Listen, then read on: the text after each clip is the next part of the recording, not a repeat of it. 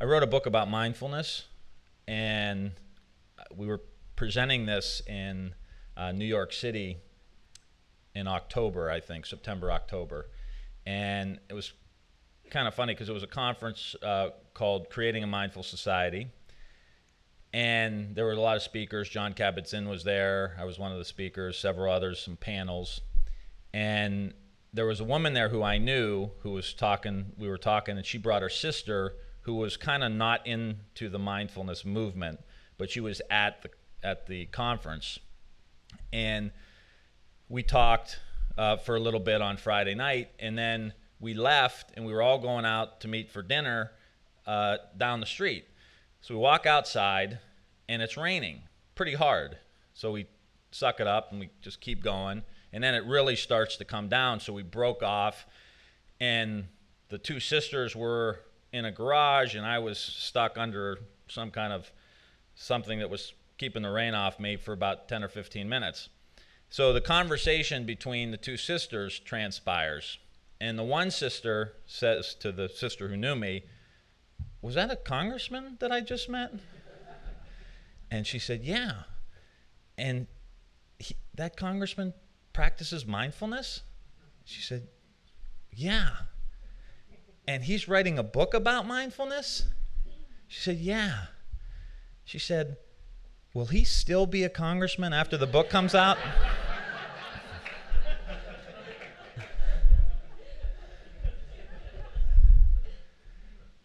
So I wrote the book after I grew up Catholic, and my mom prayed the rosary a lot. My grandparents, Italian-American, first generation, prayed the rosary a lot. And really, it wasn't a show for them. It was, I could surprise them riding my bike around the neighborhood and just stop in, and they would be praying the rosary. They would be centering themselves, grounding themselves. And I grew up in that environment, and later had a priest friend of mine teach me centering prayer based on Father Thomas Keating's work, which is just magnificent stuff. And did it on and off for a while, and had been in Congress since 2002, still kind of on and off doing some forms of meditation, and was working hard. At that point, the Democrats were in the minority. I'm a Democrat. I'm at Berkeley, so thank God. I'm a Republican. No, I'm leaving. No. So I was working very closely with Nancy Pelosi. She appointed me to started a 30-something working group to try to help reach out to young voters. I was traveling the country, raising money, going to college campuses, kept running and running, and then finally in 2006 we took the House back. We went into the majority. A lot of work, obviously. 2008 was a huge presidential election between the president and Senator Clinton. It made its way to Ohio, involved into that. And then it was about the summer of 2008 where I started to do a little bit more yoga than normal because I was really feeling stressed out. And I thought, I was 35 years old, and I thought, I'm going to be burnt out at 40 if I keep this pace up. This is a really bad trajectory for me. And found John Kabat-Zinn on the internet that he was doing a power mindfulness leadership retreat about 2 days after the November election. So it was perfect timing. My constituents would not want to see me anymore after the campaign. And I knew John because he sent a book. I didn't know him personally, but I knew of his work because he sent a book to Congress, his Coming to Our Senses book. He sent to 435 members of the House and 100 senators. And as I tease him, one of them read the book. So I did my duty. And signed up for this retreat and just had an amazing experience of just my body relaxing, could feel the stress and tension begin to leave. I could see my mind begin to focus and be clearer and be present to the present moment. And it reminded me a lot, as an athlete in high school, I played football and basketball a lot and went on a college scholarship to play football for a little while. And it reminded me of being in the zone as an athlete, where your mind and your body are in the same spot, in the present moment. You have a higher level of presence. And it reminded me of that. And I thought, this is amazing that you can train your mind and discipline your mind to be in the present moment. How terrific. And immediately after I had that experience, if anyone's been on a retreat here, immediately after that, your brain comes right back in. And I started thinking, this needs to be in schools. I mean, why didn't anyone teach me this growing up? This needs to be in our healthcare system. We know the impact of stress on the healthcare system, and this could be a huge benefit for us. Working very closely with a lot of soldiers who are coming back in dire straits and really hurting, and this could be something that could be really, really powerful. So after the retreat, I went and saw John, and after he said, "What's a congressman doing at my retreat?" We had a beautiful discussion about the retreat, and he sent me on a journey to meet the people who end up being in a mindful nation. And he said, you have to go meet Richie Davidson, who's the scientist out at the University of Wisconsin. You've got to go meet Linda Lantieri, who was doing some SEL work. You've got to go meet this person and that person. And so I spent time, and that's through those connections is how I met Docker and Christine and some of the folks here, Jason, going out to see the work that's actually being done. And after seeing it, I thought, this has got to be a book. I mean, these people they're pioneers in a quiet revolution, peaceful revolution that is happening in the United States. And we need to throw gasoline on the fire here because our country can't wait. We're losing generations of kids, our prison system, right down the line. Chris is here. Every aspect of our society, what we're doing now is not working. And we are discovering something that has the potential to transform our society. And there's a growing body of scientific evidence to back us up. And quite frankly, I don't feel like, and some people say, wow, it's really courageous of you to go out and do this. I'm talking about people breathing. In, out. We do it all the time. We're just saying maybe pay attention to it every now and again. I'm not out on a limb here at all. And that's the reality of it. It's accessible, and it's something that we could do. So we wrote this book, and the goal was to really highlight the people that are in it. And so we talk about the work being done by the researchers. We get into descriptions of how the mind works, stresses, why we respond to fear the way we do, what happens to our body, the hormones that are released, and how our body deals with it in such a negative way if it keeps happening. That fear is actually a survival mechanism, but when your mind is always being tapped into by the news media or by the hectic lifestyles that we all lead, that it really does have a negative effect on our bodies in the long term, especially if we're very, very young. And we highlight the scientists that are in the book. And then get into the field of education, and the amazing work that's going on by Megan and others doing mindful school work, and also some stories from an earmark that I got a few years ago, about 3 years ago. I got $1 million to put these programs into the Youngstown and Warren city schools in my congressional district.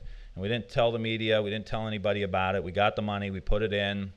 It's about 2 years in, and it's just amazing the stories that are coming out of these schools. And what's great is it's not me telling everyone how great it is. Now it's the teachers telling everyone how great it is. Now it's the parents. There's a parental component. Now it's the parents telling everyone how great it is. Now it's the parents that fill out these forms after they do 2 or 3 sessions. The parents are saying, I don't want this to end. I want to do another 3 or 4 sessions. Or they'll write something like, I finally realized that I have a lot of anger issues, and I'm putting that anger onto my child. I mean, that's that's a life changer for that kid, that their parent will the next day not be as mean to the kid. Who knows what the positive benefits of that can be? And to see the teachers transform.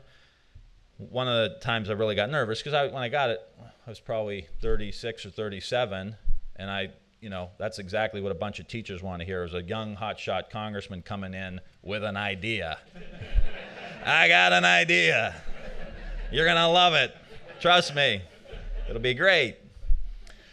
So I was a little nervous, but was able to talk to superintendents and others into, giving it a shot. And we did get it implemented, and the training was 4 or 5 days in the summer. And I remember going to the training on the 4th day, and they would have trainings about acknowledging your emotions that are coming up and so on and so forth. And they would sit for 5 or 10 minutes in the morning and maybe 5 or 10 minutes in the evening. It wasn't a retreat. It was just a little bit of breathing exercises and then beginning to prepare the teachers to do it with the kids. And I'm walking in, I'm getting nervous. I'm thinking, oh boy. So get in there, and it's quiet.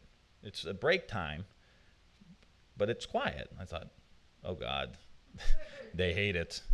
They're all mad or whatever. And because my mind was not going into the positive direction. I don't know what was happening in there, but so walked in, and they were quiet. And I talked for a little bit, and Linda Lantieri, who runs it, has this globe that's stuffed. And she said, well, let's do an exercise before you leave. I want you to hear what the teachers have to say. She'd throw the globe to a teacher, and they would have to say what was on their mind or how they felt the week was going. And the first teacher said, I've been waiting for this program for 30 years of teaching. And she passed it, and I was like, okay, good. She passed it to the next woman, and she said, I'm already treating my children different at home. School hadn't started yet. She said, I'm already treating my children and my spouse differently at home because of what this program has done and has taught me. And threw it to another woman, and she says, I feel like I'm born again. And just blew me away. The response, and I think part of it is we're going so quickly, we're going so fast, that even 5 or 10 minutes a day of just stopping and breathing has a huge effect. I don't think we realize how fast we're going, but until you stop, you're like, whoa. And then there was about 4 men in the room, and I was one of them, out of like 60 or 70, and they threw the ball to this dude in the back, not surfer dude. He was just a dude. I love you, brother. And he was probably in his mid-30s, and I thought, this would be great. Maybe the guys won't like this as much. Maybe it won't resonate with the guys. And the guy caught the ball, and he said, this has really been great, and I just want you to know that last night I was at my daughter's soccer game, and I was actually at my daughter's soccer game. I was paying attention to her. I was watching her run. I was just appreciating the age she was at and how she wouldn't be that way very long, and how big she was getting, and the sky was blue and the grass was green. And he was in the moment, and he was appreciating life. And that's really what we're doing. That's what we're trying to say to everyone, is let's try to appreciate what we have. And, I tie in the book a lot of stories about my grandparents who helped raise me, and it was kind of a different time, where my grandmother worked, my grandfather worked. My grandfather was done at 3, and he'd come home, and he would go to the garden, and he'd work in the garden for a couple hours, and then he would have a happy hour with his brother-in-laws who all lived in the same neighborhood. And then they would have a family dinner. And then, rinse and repeat. He'd do the same thing the next day. And then on the weekends, they would have a big family picnic where they would go down to the park. And they would play bocce and cook out and throw the football and hang out with each other. And I think that's really what the anxiety is about in America, of course, it's economic and inequality, and that's huge.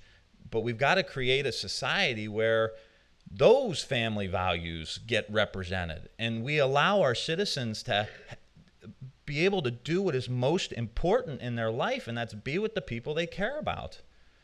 And we've got to get away from this idea that the only thing of value has to be purchased at some store. That's not what they believed, and that they were happy.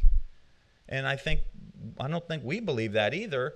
But I think if we stop and slow down, we can look at the world differently and then start making some of the changes that need to be made at a real fundamental level. Like Jim Wallace says, the great evangelical Sojourners magazine says, we don't need to go further to the left. We don't need to go further to the right. We need to go deeper.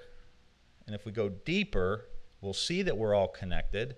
And maybe we can get through this and start assembling the kind of society that we all want. The other piece, other two pieces, the first is healthcare and how stress is a killer. I'm worried sick. Well, you're right. You are. You're worrying yourself sick. And there are a lot of really important things that maybe need to be worried about. And this is not, we're all going to sit on a cushion and all the problems of the world are going to go away. We're going to live in a utopia, and no one will die, and no one will get sick, and there won't be any tragedies. No, it's not going to happen. That's not life. But what we do know now is what a crippler stress is. And from a policy perspective, we need to figure out how we're going to address long-term health care costs. And part of that is we tried to get in the Affordable Care Act, and we did, some of the preventative measures for screenings and those kinds of things, which are very, very important. But when you think about it, the screenings are still too far downstream. What's causing your high blood pressure? What's causing your heart disease? What's causing you to have an ulcer? What's causing you to have diabetes? Most cases, it could be stress. So we need to create a healthcare system that reimburses for mindfulness-based stress reduction programs and reimburses people to teach it, to go and get the classes. We need to make sure that we teach our doctors mindfulness, in my opinion, because that way, if someone comes in with high blood pressure, before you immediately write a prescription, you have a conversation with them about their lifestyle, and you maybe say, take 15 minutes a day to practice mindfulness, and then do it for 2 weeks straight, and then come back. And if you still have high blood pressure, then maybe we'll give you a prescription. But let's not have the default position be, here's a prescription, see you later, because we're not getting to the root of the problem. And when you see what stress does to your body, it's a killer. It's a killer. It literally inflames your body. And what the scientists are telling us is that mindfulness is like a coolant. It can cool your body off. And when you take time to spend time in silence, you can cool your body down for a very cheap cost. It doesn't cost anything. Some time and a little bit of training.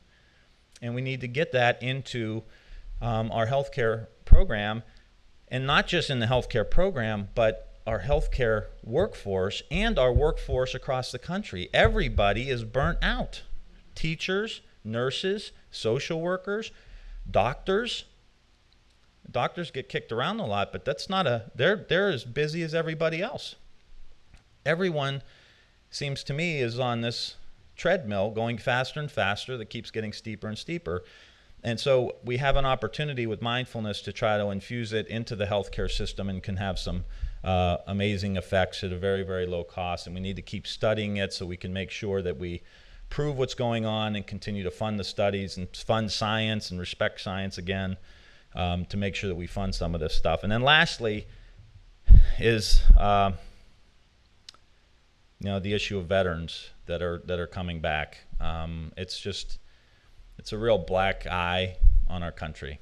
To think of the rate of soldiers that are killing themselves, whether they're currently in the Army or in the service, or they come back, and that they are so traumatized and their system has gotten so messed up that they kill themselves. And, elected officials, we go to the funerals, we go see the parents, and what do you say? There's nothing you can say.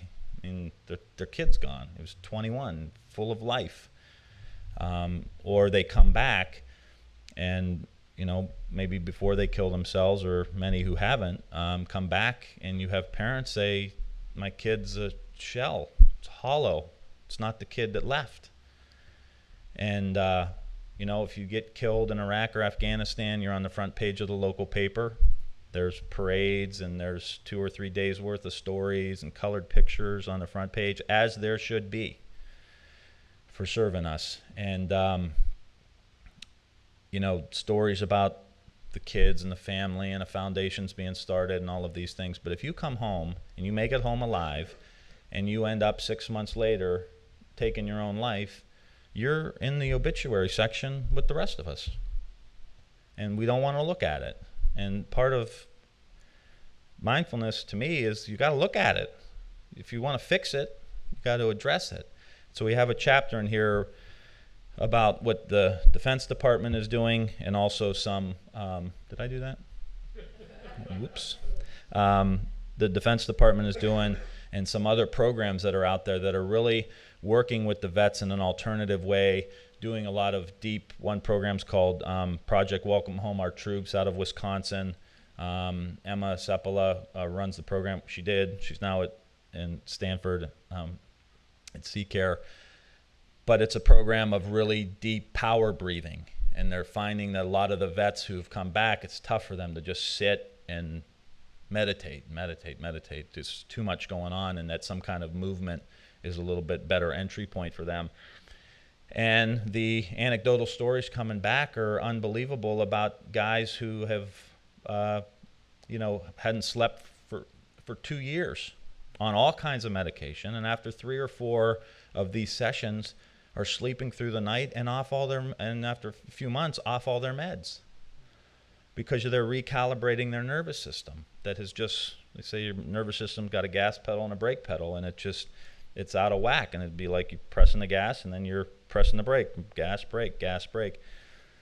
And it's, needs to be studied, but it's showing some real positive benefits.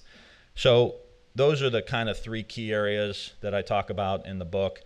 And finally, I believe that if we slow down, that we will be able to then see how we want to reorganize our society. Not some of us, but maybe all of us. See what those values are and start to bring them to light in society. And that would be, how do we, obviously a lot of environmental issues, how do we build livable cities? How do we have more green space? How do we have more farmers markets? How do we have fresher food? How do we distribute our food? How do we supply our food? Let's pay a little bit more attention to the energy we waste. Let's pay a little bit more attention to the supply chain and all of these different things. And if we all begin to practice a little bit and slow down a little bit, that we'll start to see the interconnectedness of life and of things. And as we have to take our governmental model from an industrial model to an information-based model with lots of information, how do we restructure that system? So we talk about some of the things that Peter Senge talks about, Paul Hawken and others at the end, of how energy and the environment and the economy are all kind of intertwined, and how do we build this new society. So I believe that there's a real opportunity for us. I'm really excited about it, and the best part is, as we've been on the book tour for the last few weeks, meeting people who are doing such great work. It's like all of you guys at the greater good. I mean, it's amazing what's happening. And I think people are really starting to look for something to help themselves. They know they're going too fast, but they're afraid to get off the treadmill because they don't know what's going to happen. And we have an opportunity with, whether you're talking about compassion or gratitude or mindfulness or centering prayer or whatever it is that's going to slow us down and get us to recognize how connected we are, that this is essential to us thriving and surviving in the 21st century. I think someone told me Peter Senge said this the other day. It's a survival mechanism for the 21st century.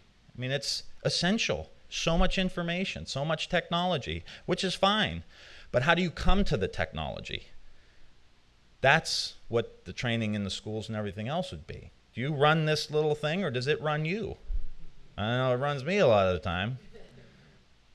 But we have to be disciplined. And people say, well, you know, you're not going to be able to get this in the school. How are you going to do this in Ohio? How are you going to do this in places, you know, like Ohio? And think about what we're telling. And I made the joke about, well, we're just breathing.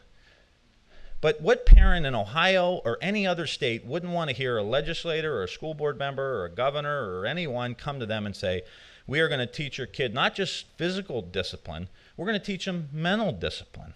We're going to discipline their mind. Instead of yelling at those kids to pay attention, we're going to teach them how to pay attention.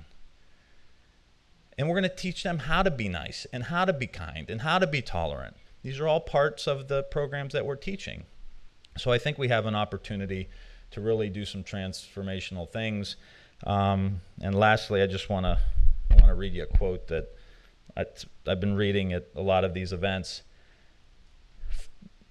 One, because I love Bobby Kennedy. Two is because I think it touches really upon something that really we all are feeling. And lastly, because he gave the speech in 1968. And we still have a lot of work to do. So I will end with this. And this is one of the great tasks of leadership for us as individuals and citizens this year. But even if we act to erase material poverty, there is another great task. It is to confront the poverty of satisfaction, purpose, and dignity that afflict us all. Too much and for too long, we seem to have surrendered personal excellence and community values in the mere accumulation of material things. Our gross national product now is over $800 billion a year. But that gross national product, if we judge the United States of America by that gross national product counts air pollution and cigarette advertising, and ambulances to clear our highways of carnage. It counts special locks for our doors and the jails for people who break them. It counts the destruction of the redwood and the loss of our natural wonder in chaotic sprawl.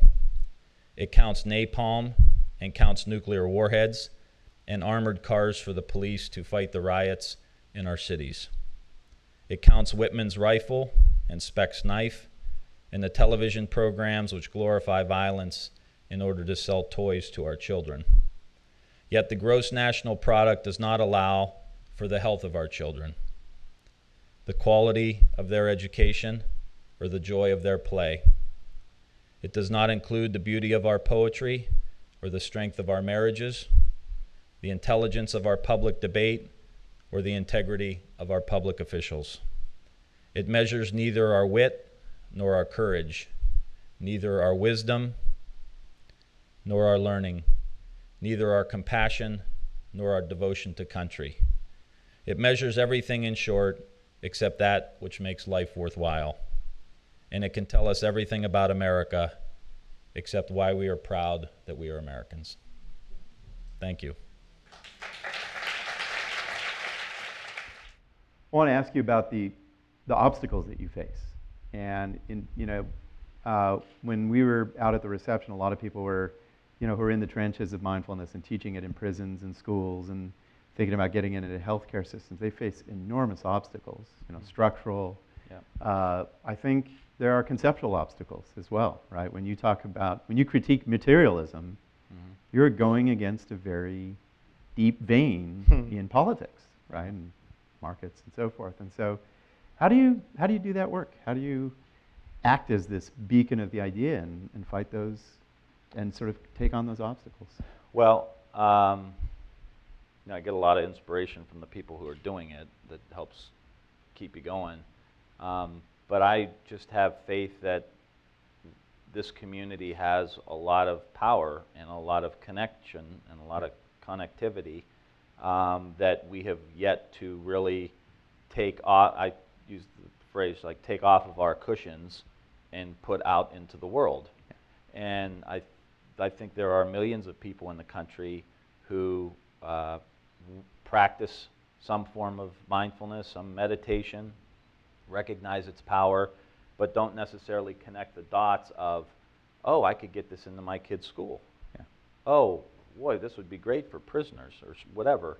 And so my focus really is to get the people that are doing the work now off the cushion into the world, to join a lot of the people that are in this room doing the work. And we need to get organized. I mean, you look at the labor movement. It was organized labor. It was workers who were organized. And I think we've got to get organized as a community if we're going to continue to push this out. I'll give you an example today. I just got an email from a staffer, call so-and-so, who's a longtime friend of mine, call him up. And he starts talking about his daughter who had very, very severe depression, lost 50 pounds. He thought they were going to have to, really go to the next level with treatment and everything. And he said she started practicing mindfulness. And she read your book, and she just cannot believe it because this saved her life. And that her congressman, who she's known, is writing a book about it. It's like, okay, now you are now an activist. You now go out. And so whoever taught her said, they want me to come to the class and talk to them. So, I mean, it's those kinds of things that are happening every single day, whether they're in a prison or depression or addiction or whatever. So motivate the people who are doing it now or who have benefited from it, and let's start to organize that and build a movement. Exciting. It's when we at the Greater Good Science Center survey the science, and some of the people in this room have been part of the science about the health benefits. I mean, it's incredible, and I think that when we're 10 years into this scientific discipline, 10 years from now, we'll have enough data to say, work on the effects of mindfulness on DNA and the cortisol system and the brain and things that you review in your book. It's going to prove to be one of the great risk factors and ways to combat that risk. So, how do you get that argument into a healthcare system? How do you push that? We need leaders in Congress, obviously, to appreciate it. And I don't think we're going to get a mindful Congress until we get enough mindful constituents voting, and because they will then vote for someone who will espouse their views. And I think we need to use really concrete examples. I think everyone intuitively knows stress kills you, or it doesn't necessarily. You're going to die anyway. Everyone's going to die, but so you can't. But it obviously accelerates a lot of sickness. And I think one of the examples we use in the book that I think is great is the John Kabat-Zinn and Richie Davidson study about psoriasis. I don't know if you've heard it or not, but they have two groups. One's just a normal group of psoriasis patients, and evidently one of the treatments for psoriasis is to go into a light box. So they have a group that goes into the light box, and then they have a group that goes into the light box and practices mindfulness. And the group in the light box practicing mindfulness healed or needed 4 times less treatments than the group that just went into the light box. So John and Richie thought it was so significant that they screwed something up. So they went back and they did it again, and they got the same results. So now as a policymaker, this would be the argument that an organized group of mindfulness people would go and lobby Congress and then say to their congressman or congresswoman when they sat down in their office, would say, how much does it cost for every treatment in a light box? Okay, times 4 times less. How many people in the country have psoriasis? Okay, that's just psoriasis. Yeah. Now how about heart disease? How about, and obviously we got to get the science for some of those studies. But that's how you begin to see, you organize, you lobby, you get out there, you make the arguments, because I think the American people will respond to it. Yeah. And the insurance companies, obviously, don't want to pay those bills if they don't have to. Absolutely. I'm not going to ask you about Republican mindfulness. So, but that's, and I think you've already provided a really compelling answer about the kind of the universality of this process, right? But I wanted to ask you about what your conversations are like with your colleagues about this. You know, I do have a good friend who is a Republican. So do I. Am I allowed to say? And him and I co-chair the House Addiction and Recovery Caucus. And he has had, was it Betty Ford, I think, twice, and so was exposed to mindfulness and some form of meditation. And so Patrick Kennedy was the other co-chair, and he left, and he wanted me to do it. And I said, I'm only going to do it if I could push the mindfulness stuff. And he said, absolutely, we love it. Wow. And John Sullivan from Oklahoma said the same thing. So him and I periodically do sit together. And he's Can we get a photo? He's really open-minded. I wouldn't mind. He may. But you know, he's really open-minded because of the science and because so many people in the addiction and recovery world are using mindfulness, and it's having a lot of positive effects. And so, what I've told my Republican friends is like, this is conservatism. I mean, this is it. I mean, what do you guys want? You know, this is cheap. It works. It'll help control costs in the long run. You know, I mean, we talk about it. A reporter, Cleveland Plain Dealer, last week asked me, "So, what are you trying to push liberalism here?" And I said, no. I said, with having not wasting good, clean, fresh water on food we never eat, that's conservation. That's being a conservative. You know, not wasting money and throwing things away. That's being a conservative. I think there are a lot of opportunities. Practicing mindfulness, participating in your own health care, that is taking responsibility for yourself. Yeah. You know, give me another conservative argument. It fits. Yeah. So this is why I'm optimistic, is that I think we can find some common ground. I'm not saying it's going to happen tomorrow, but you know, I think at some point we really can find some common ground. You know, if you can start to see how this fits together. We're teaching our kids. We're training our teachers. It should be in the curriculum of a medical school. So the docs are learning. Nurses should learn it. Social workers should learn it. You start to see veterans coming back who were trained as Marines are now coming back. The average stay for a Marine, I think, is like 5 years. Then they come back home. Join the AmeriCorps program or whatever, AmeriCorps, after school. You can see how you can it starts to be assembled. And then you have retreat centers where you continue to build the infrastructure of the 21st century. It's not an intercontinental railroad. It's not an interstate highway. It's a regional training center for mindfulness. And you can see it all fitting together. Thank you. Well, Tim, I want to thank you for your book, and on behalf of everybody here, I want to thank you for your outstanding work. Thank you. We're grateful you're doing it. Thank you, Garrett. Very much.